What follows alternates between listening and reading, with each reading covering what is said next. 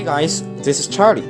So, as the first of a series of videos, we've come to the first stop of our journey, QianHu Miao Village in XiJiang. Well, XiJiang QianHu Miao Village is more and more popular in Guizhou in recent years. With the unique cultural effect of the Miao people and the publicity of the local government, XiJiang QianHu Miao Village soon became very famous. 11 years ago, we didn't know much about this place, because we like to go to some more original places when we were traveling independently.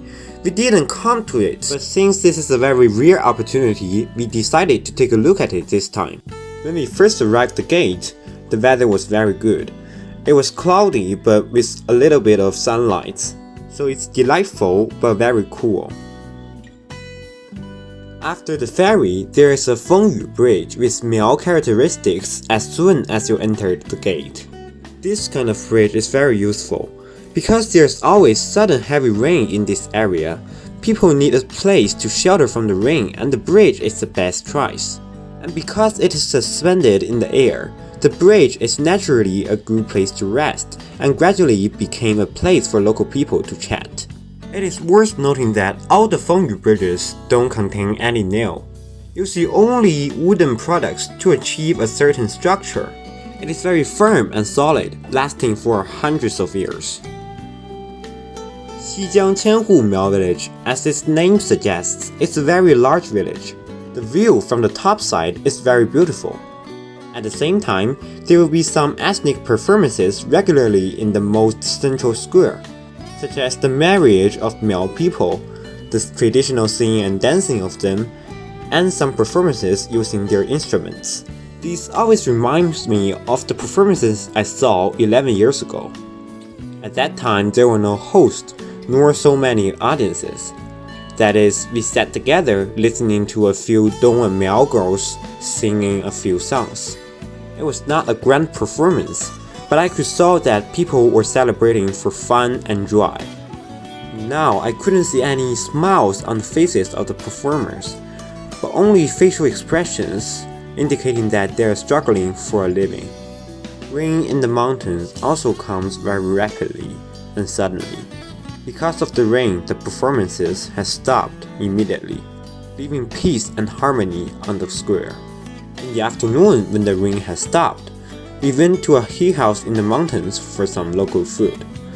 While the chef was busy preparing the food, I looked down the hill and saw some old people working on their tiles, uninterrupted by the performances on the other side of the eaves.